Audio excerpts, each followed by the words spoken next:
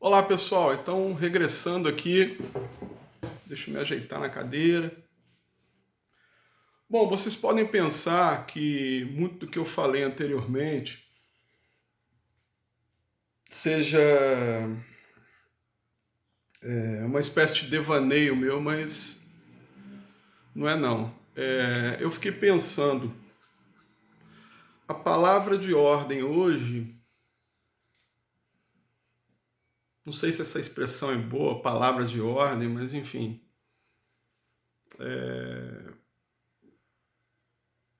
uma palavra solidária hoje, melhor do que essa expressão palavra de ordem. Isso pode remeter a uma ideia totalitária, né? Não é, a nossa premissa não se aproxima disso nunca.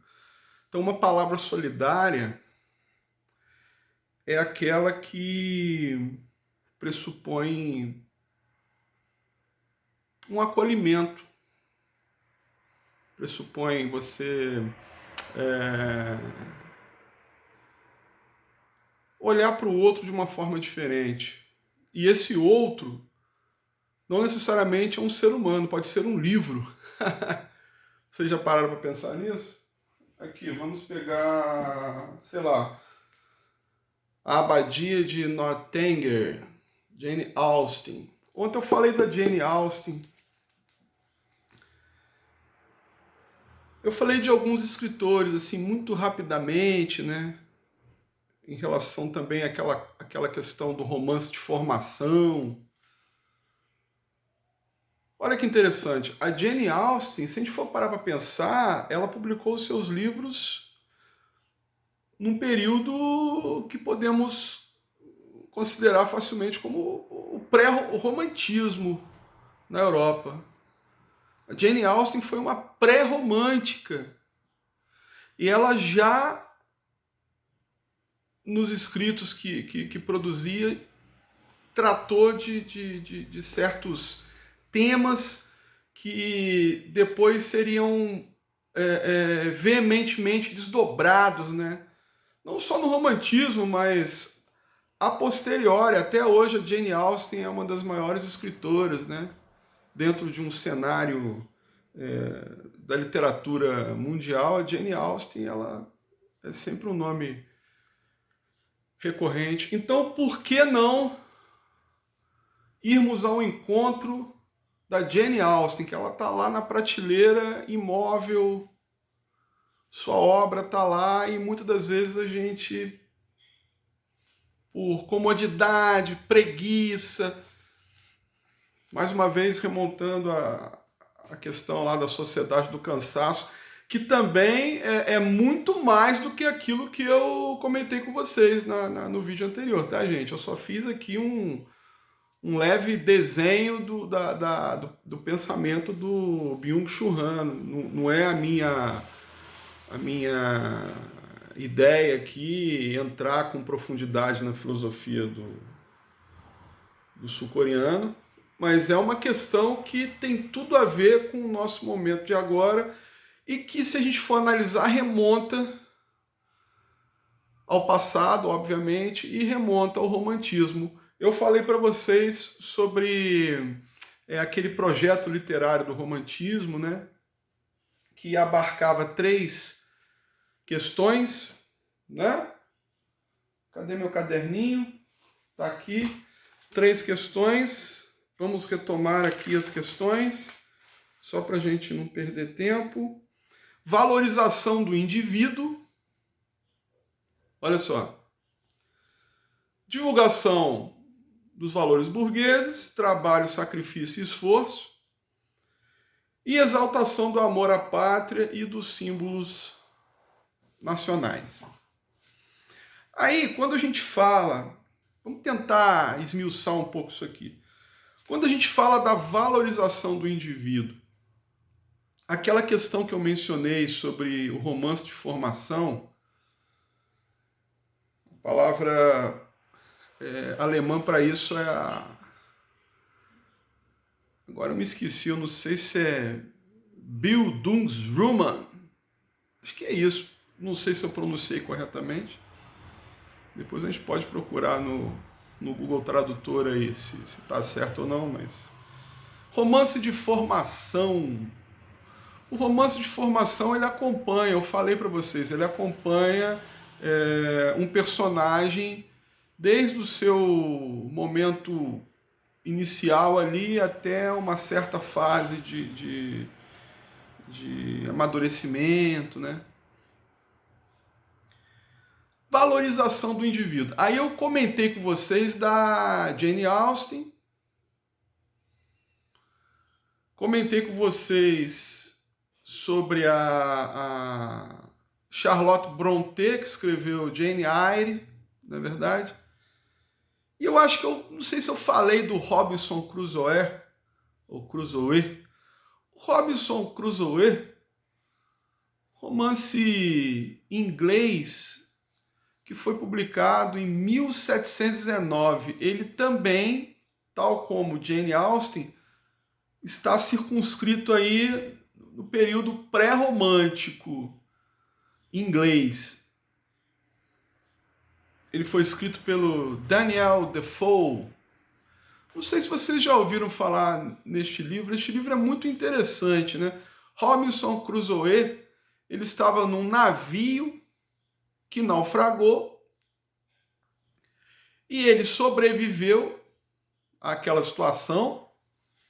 Ele foi o único sobrevivente, inclusive, do desastre, do naufrágio. A própria ideia de naufrágio pressupõe uma noção de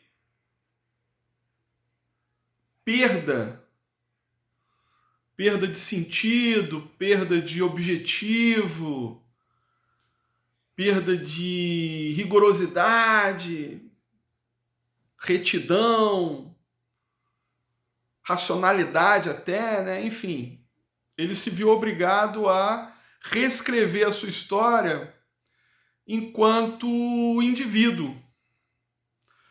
Por quê? Porque ele foi parar numa ilha deserta. Só tinha ele na ilha, mais ninguém. Por enquanto.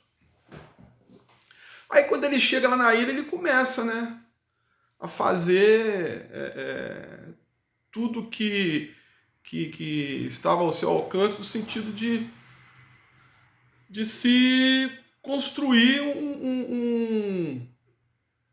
uma possibilidade de vivência ali, ou melhor, de sobrevivência ali naquela ilha. Então, o que ele faz? Ele se utiliza das ferramentas do navio e de certas provisões que estavam no navio, né? Ele consegue algumas sementes também, enfim, aí ele começa a construir uma mini civilização naquela ilha. Reparem bem, valorização do indivíduo é um dos aspectos aí centrais, né, do projeto literário do romantismo. Essa valorização do indivíduo, ela fica muito clara, então, nessa atitude do protagonista Robinson Crusoe. O que vocês acham disso, pessoal? Não fica? O que vocês... Ô, Nádima. Oi, Nádima, tudo bem? Gemima? Lucas? Claudinha? Léo? Valquíria? Sara? Manu? Não dá para falar o nome de todo mundo, né? Mas vejam vocês, não é interessante isso? Valorização do indivíduo. Então, essa valorização do indivíduo, ela passa pela questão de uma capacidade que esse indivíduo tem de se autogerir. Ou seja, ele é um ser no mundo. A gente está pegando carona aqui nas conceituações heideggerianas, mas, enfim. O Robinson Crusoe, eu insisto em chamá-lo de Crusoe, não sei se é Crusoe, enfim. Até hoje eu não sei isso. Mas vejam vocês, o Robinson Crusoe, quando ele recria esta mini civilização europeia na ilha, ele não deixa de se valorizar. E o leitor está ali acompanhando isso tudo. Lembrem-se da questão pedagógica que eu falei para vocês, que a literatura iria adquirir. E nós estamos falando de um período pré-romântico, hein? Isso se adensou a posteriori. Mas vejam vocês, aí num determinado momento do livro aparece a figura do Sexta-feira. Quem é o Sexta-feira? É um índio. Ah, que interessante, então ele conseguiu uma companhia. Ele conseguiu uma companhia, mas ele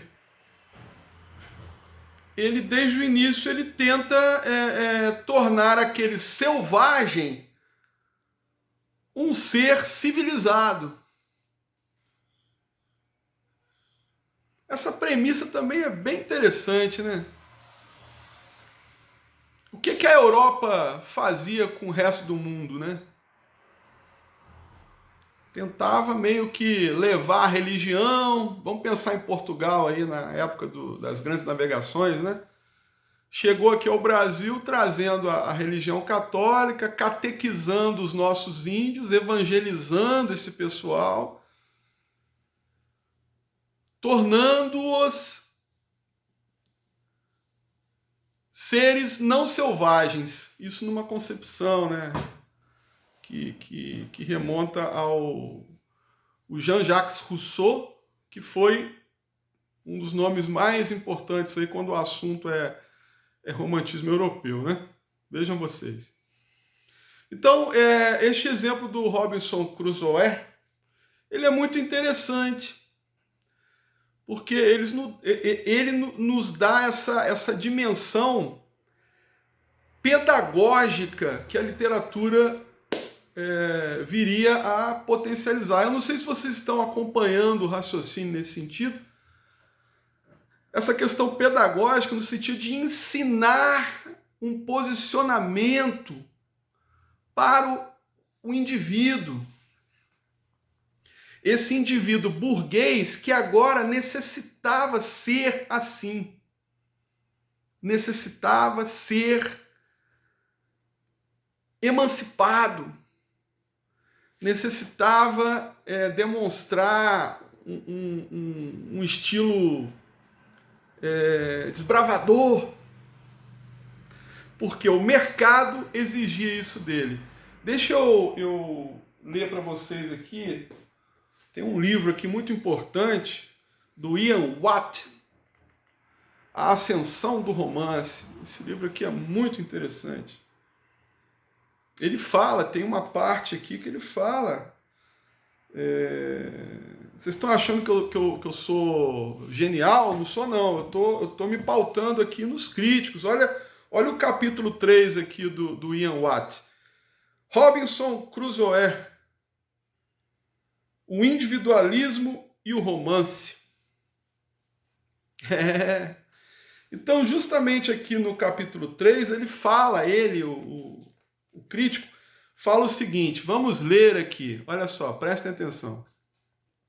O capitalismo suscitou um grande aumento da especialização econômica.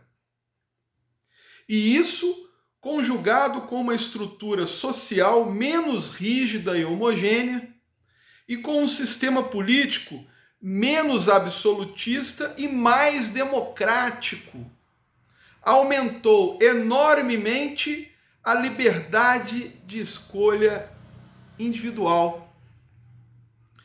Para os que se integraram à nova ordem econômica, a entidade efetiva em que passaram a basear os arranjos sociais já não era a família, a igreja, a guilda, o município ou qualquer outra unidade coletiva, mas um indivíduo. Ele era responsável pela determinação de seus papéis econômico, social, político e religioso. Olha que interessante isso. Então nós estamos vendo agora com o romantismo, de fato, isso já no desdobramento do século XIX, vamos colocar nesses termos, nós estamos vendo aqui, de fato, a exaltação do indivíduo dentro de uma sociedade coletiva, mas cuja participação individual era algo incitado com voracidade. Porque o burguês era assim, o burguês ele necessitava ser assim, até porque ele estava construindo, edificando uma nova ideia social, uma nova ideia de nação, vamos colocar nesses termos, né? Então isso é muito interessante mesmo. Depois eu vou disponibilizar para vocês na nossa sala de aula virtual o capítulo que eu quero que vocês leiam aqui do Ian Watt. Ok. Deixa eu falar para vocês, nós já estamos com 16 minutos. Muito bem. Deixa eu falar para vocês. Então, dentro dessa configuração aí pedagógica do romance no século XIX, sobremaneira, a gente tem que pensar o seguinte. Olha uma outra questão que também começou a se potencializar no romantismo. Olha como que vocês vão descobrindo aos poucos o quanto que o romantismo foi importante. Os escritores, eles passaram também, através dos seus romances, a dialogar com os leitores, até no sentido de experimentação também. Porque vejam vocês, era tudo muito em estágio inicial, se a gente for parar para pensar. Então, os escritores, eles precisavam de uma contrapartida, né? Os escritores, eles também atuavam como críticos, até críticos de si mesmos.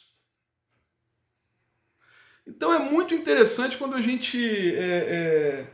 Vamos recorrer aqui a Jane Austen de novo. Cadê ela? Jane Austen. Opa, tá aqui. A Jane Austen, no seu romance A Abadia de Northanger, no prefácio,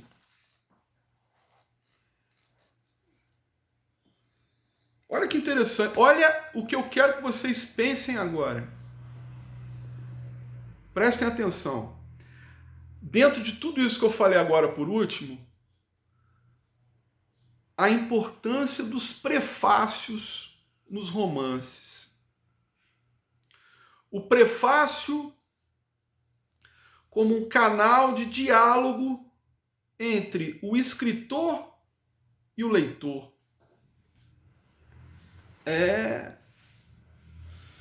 No prefácio, eles esclareciam muitas coisas, eles preparavam o terreno para outras.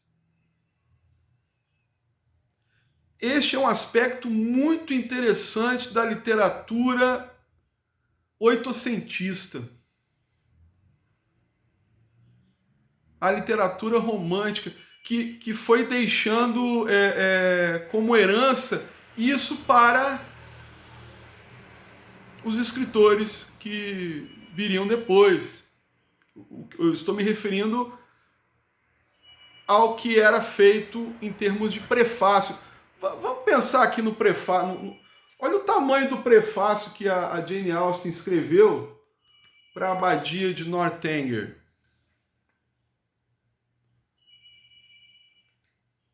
Eu peço desculpas, o telefone está tocando, alguém vai atender, aí enfim, vai parar de tocar, né? Não sei se vocês estão ouvindo, mas eu estou. Aviso da autora a respeito de A Abadia de Northanger. Este texto foi concluído em 1803 e os planos eram de que fosse publicado imediatamente. Foi vendido a um livreiro, chegou a ser anunciado e a razão pela qual a publicação não teve seguimento é algo que a autora jamais chegou a saber. Parece extraordinário que um livreiro tenha julgado proveitoso comprar o que não julgava proveitoso publicar. Mas isso não interessa nem à autora nem ao leitor, a não ser por tornar necessário um esclarecimento sobre as partes da obra que 13 anos tornaram comparativamente obsoletas. Pede-se, pois, ao leitor que não se esqueça de que se passaram 13 anos desde que ela foi terminada, muito mais desde que foi iniciada, e, durante tal período, lugares, maneiras, livros e opiniões sofreram mudanças consideráveis. Então, o que a Jane Austen faz aqui? Ela faz uma crítica também, porque vocês sabem que as mulheres elas nunca tiveram muita preponderância quando o assunto é publicação, isso mais especificamente no período em questão, né? Se hoje em dia já existe, quer dizer, vamos reformular, se hoje em dia ainda existe esse tipo de preconceito em relação às mulheres, muitas das vezes tendo dificuldade para se inserir na sociedade, né? Quase sempre, né? Por isso que, enfim, é uma bandeira na qual devemos lutar com força total em todas as circunstâncias mesmo.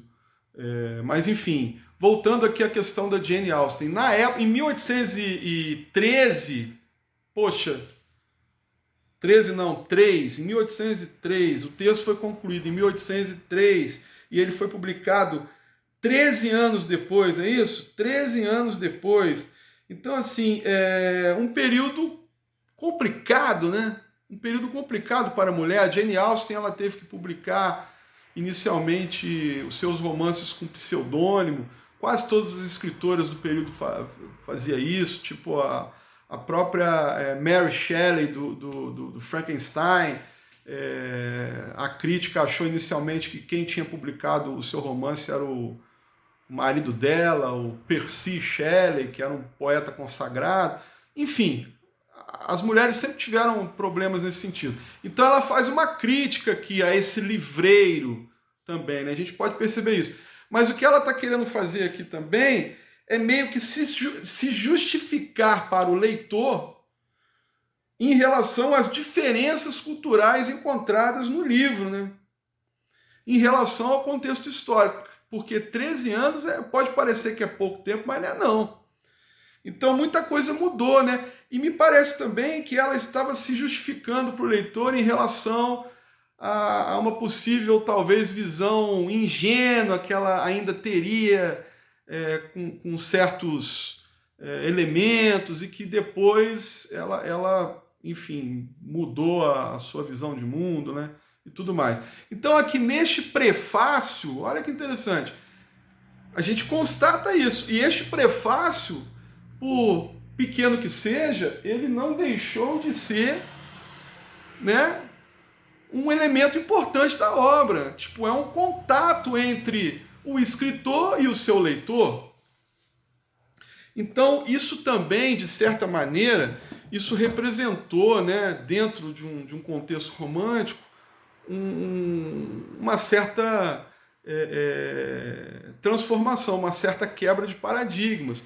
Porque até então o escritor ele não tinha esse contato com os seus leitores. E agora a questão, né, estava bem mais organizada nesse sentido, né?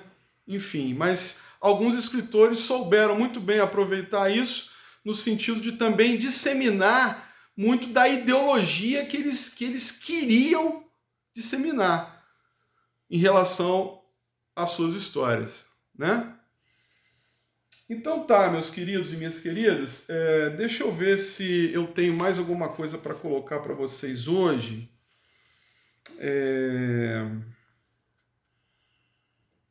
Deixa eu ver aqui. Bom, eu falaria um pouco mais com vocês sobre a questão do romantismo e o seu público, né? Eu acho assim, isso é um tema que a gente pode pensar em desdobrar na próxima aula da semana que vem. Na semana que vem nós ficaremos juntos, se não me engano, segunda, terça e quarta, né? Enfim. Então na semana que vem a gente continua com essa questão aí e eu acho que já dá para a gente iniciar a nossa perspectiva brasileira, né? Eu acho que dá para a gente começar isso a partir da terça-feira. Então, vejam vocês, aquele texto que eu escrevi, aquele artigo que eu escrevi, que eu já encaminhei para vocês, sobre a questão do Alencar, né? Então, aquele artigo eu gostaria que vocês lessem para terça-feira, tudo bem? E para o final de semana, eu gostaria que vocês assistissem ao filme O Cidadão Ilustre. É um filme argentino de 2016. Ele está na Netflix. Quem puder assistir, por favor, é uma grande pedida para a gente poder, na segunda-feira, em meio aos nossos comentários aqui, a gente discutir certas questões sobre autoria, sobre a importância da arte no mundo contemporâneo, em especial no momento de agora. Enfim, tem vários desdobramentos que a gente pode traçar aqui em relação ao Cidadão Ilustre, tá? Então, eu me despeço aqui. Gostaria, né, de desejar um bom final de semana para vocês. Não se esqueçam de lavar as mãozinhas e vamos continuar aí firmes e fortes neste momento aí de isolamento social, que é o que está sendo pedido para nós, né? Deixa eu ver aqui. Tudo bem, deixa eu só para finalizar então com uma música, né?